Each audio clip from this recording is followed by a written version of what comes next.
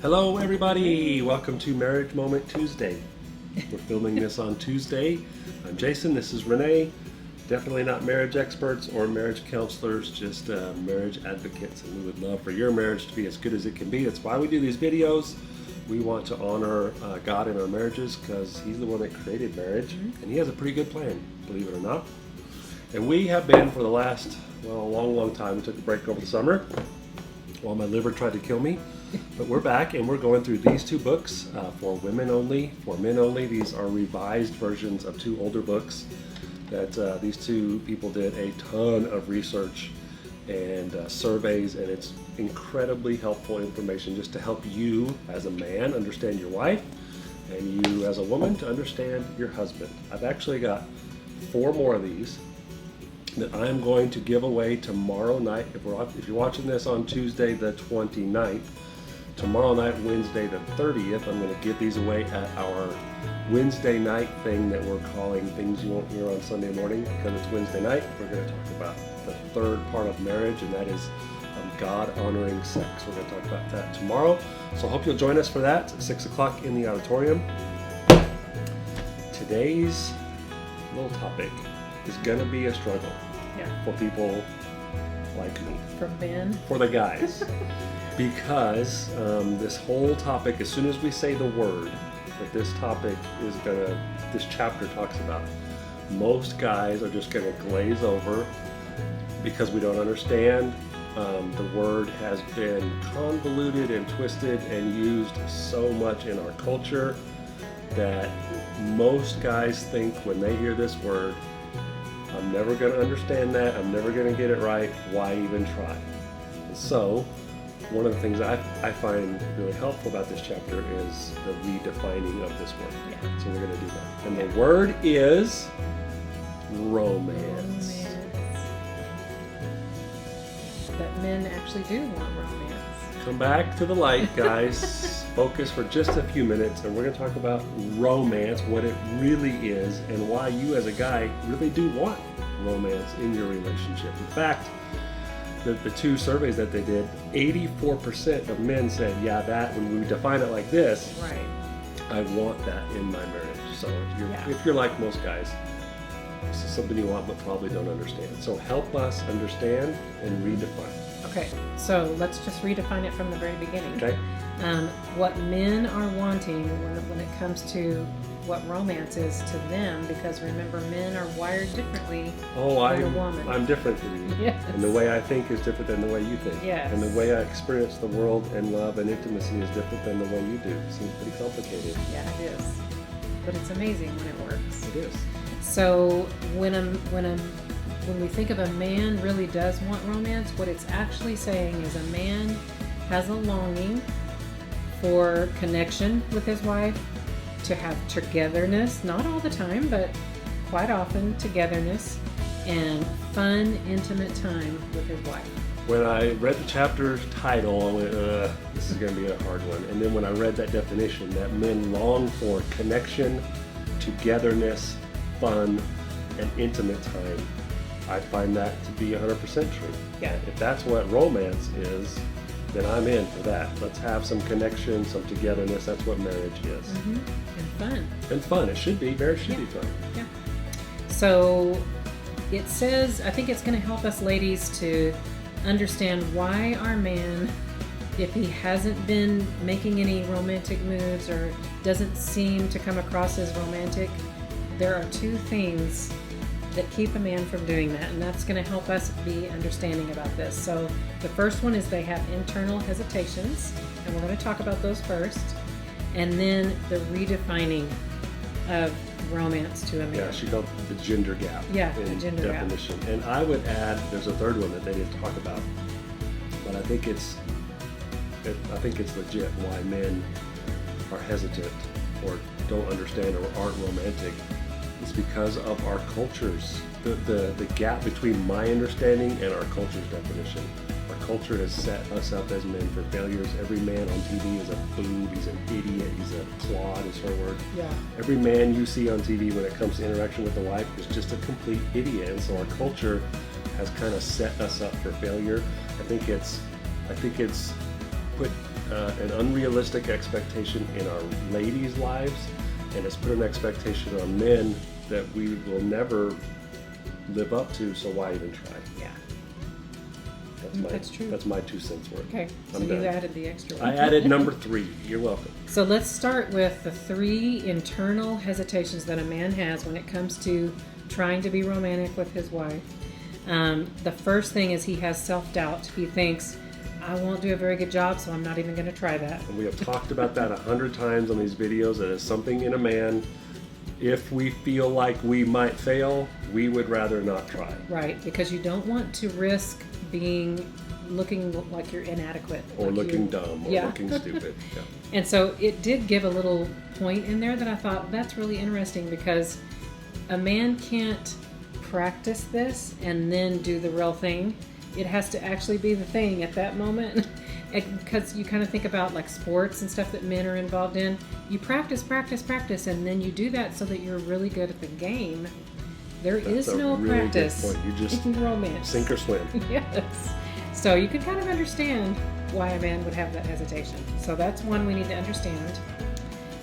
The second one is maybe they've had a failure in this category in the past. Maybe it was another relationship or something that's happened in your relationship that was very painful. They messed it up. It was a total failure. And of course, they're going to hesitate before they're even going to try that ever again. Yeah.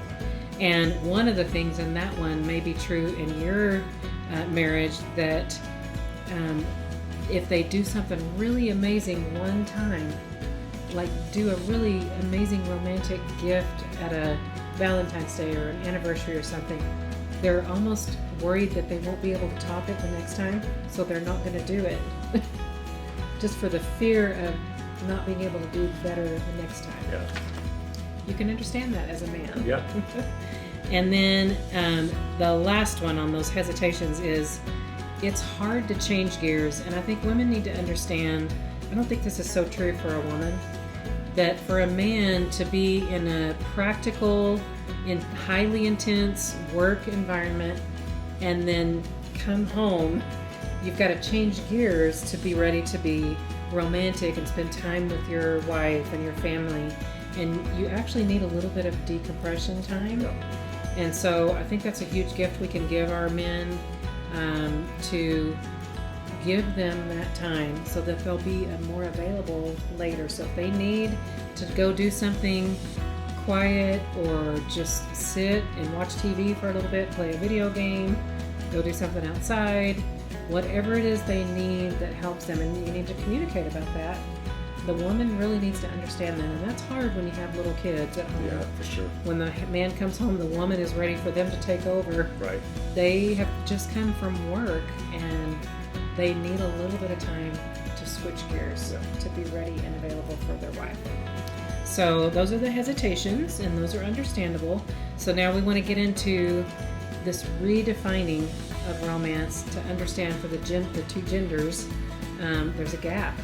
There is an expectation gap. Yes. Of what you expect What and I what we think. deliver, or what I think it is and what you think it is. Yeah, For so- sure. This is huge. This is a game changer Okay, to let's understand hear it. this. Okay. A man sees. Pay attention. This is so important. This was so new to me too. Playing together, doing things fun together, is very romantic for a man. That's 100% true. If romance is connection and togetherness Right. and fun, we should do something fun together. And her example was, if you see a husband and a wife on the golf course together, playing golf together, all the other men out there are jealous of that guy because his wife was willing to go play golf with him. Yeah. That's significant. Yeah, and she made a statement, and this is so profound. A woman who is having fun with her husband is incredibly attractive. 100%. So that's huge. If Yeah. you just heard one thing on this video, if you heard that one thing, One thing we talked about before is that one of the ways men relate, or the way men relate, is shoulder to shoulder. yeah, Women relate face to face, talking, looking at each other, having that intimate thing. But guys relate shoulder to shoulder, doing something together. That's how guys Yeah. grow close. yeah, So if you're if your spouse can do that for you, do something side by side with you, that's a romantic thing in his eyes. Yeah, and I don't want us to give examples because that's It's going to be different for everybody. different for every couple. I don't want you to come golf with me. Yeah, You would that's hate your it. thing. You would hate it. Yeah, I would do that for you. I know you would, but you would hate it. Yeah, I wouldn't enjoy So it. we're going to go on a walk later. Yeah, yeah.